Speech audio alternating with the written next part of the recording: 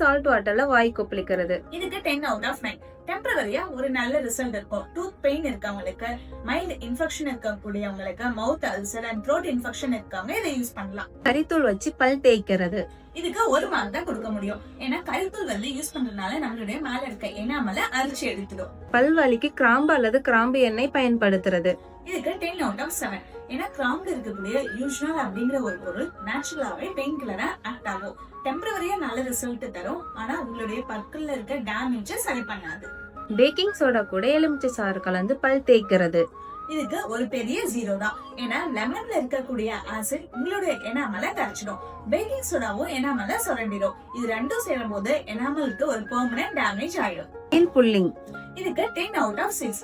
Early மார்னிங்ல empty ஸ்டொமக்ல coconut oil இல்லாட்டி நல்லெண்ணெய் ஊத்தி வாய் கொப்பளிக்கும் போது கம்ஸ்ல இருக்கக்கூடிய ஜெர்ம்ஸ் கண்ட்ரோல் ஆகும். கொய்யாலைய வாயில வச்சு மெல்றது. 10 out of 7. ஏன்னா கொய்யாலையில நேச்சுரலாவே ஆன்டி பாக்டீரியல் ப்ராப்பர்ட்டி இருக்கு.